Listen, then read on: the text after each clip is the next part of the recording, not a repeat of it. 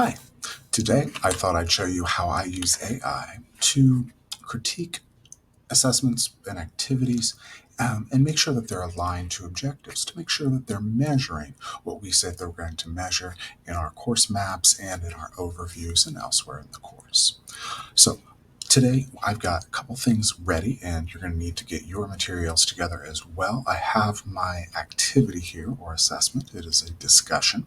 I also have the objectives that this is going to cover. Looks like we're going to do, according to my overview for the discussion, we're going to do 2.1 and 2.3 here. So those are the objectives that I need. If you want to go ahead and get your materials ready, you can follow along with me, and we'll fight with our robot buddy here and have it critique out what it thinks of this assessment, if it is strongly aligned, or if we might need to adjust this assessment. All right, we've got our materials together and we're ready to go. And I'll kind of show you how I get started. I've got a prompt in here telling it who we are, kind of what we're doing, and a little context about the background and the major goal of the course, which is to write essays with thesis that are well supported with primary and secondary sources. But I told it today, so it doesn't just start rambling, that we're looking at the alignment of modular objectives and a discussion board. I'm also going to say I have both.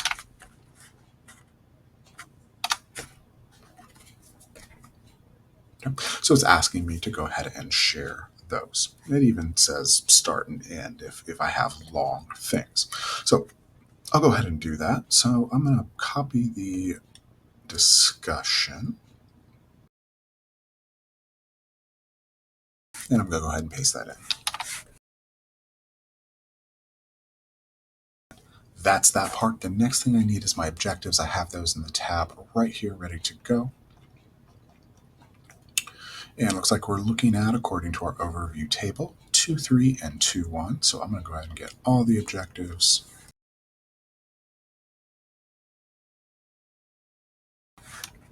By the way, I have done this in the past, so it already knows those two greater than and less than signs. It's a sign for it to know when I'm giving it long parts, if I have to give it multiple parts, because I'm not behind the paywall using the free version, so I am limited with what I can upload. Of course, if you get a premium version, you can upload more of your documents, and there's some other things and neat tricks with that as well. So we're going to add the objectives, but I do want to take out 2.2 because that is not aligned. There we go. And objectives. I'm also going to add one more thing. I'm going to ask it to critique these as a QM reviewer.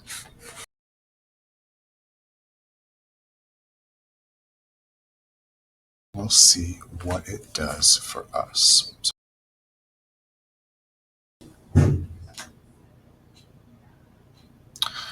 It has strengths, but it says primary sources only. But my objective says secondary sources. So one of those two things needs to change. I would suggest to actually augment the objective to just add that word primary in front of secondary, and that goes ahead and aligns that. So, and that's what it said, modify at least one secondary source or change the objective itself, which is the suggestion that we just talked about. The next one, Objective 2, has strong alignment. It says this discussion task is asking students to develop a clear thesis that's supported with evidence from a primary source, which directly supports creating a historical argument. Give some suggestions on how we could improve this, strengthening the prompt's connection to comparison, since the current doesn't clearly require that. So, Objective 2.3, compare the characteristics of European and non-European. Unless that prompt is actually saying that, and I'm going to go back and check that as well to make sure that the prompt itself isn't asking them to compare, or if we need to change that prompt. So I like the critique that it's given me, and it even summarizes it for me as well. So my QM checklists, the instructions are clear.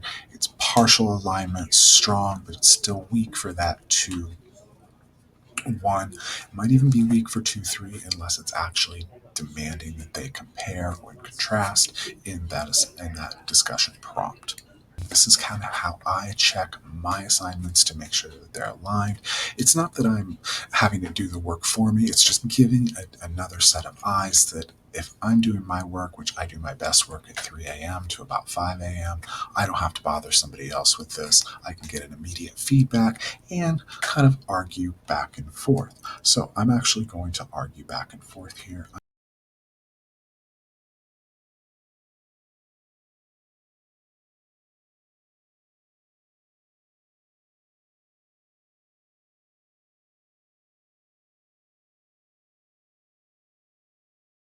So it might be a partial here as well. It's arguing no, it doesn't explicitly do it.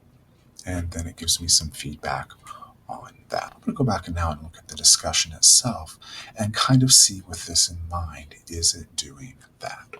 So here's my assignment itself, the post requirements. You have to write a thesis. It should be clear.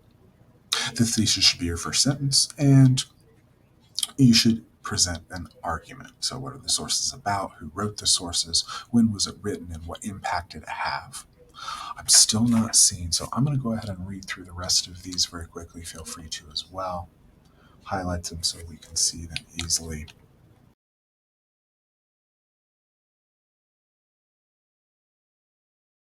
One more thing, let's go ahead and look at the sources and see if we do have a comparison and contrast of European and non-European sources. We have a European source, the Theses of Martin Luther. We have a source that is a non-European, it's a European source, but it's about a non-European culture. So non-European culture through the eyes of a European culture, Akbar's court in India. And we also have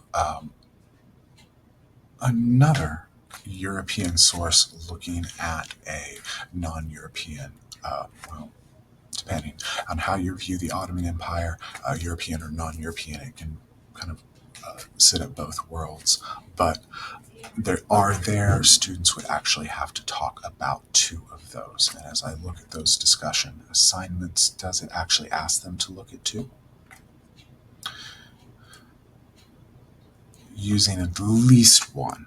So at least that's the bare minimum. Maybe he should push that into two and specifically say European and non-European, this professor. And that would then make sure that this is directly aligned to those objectives.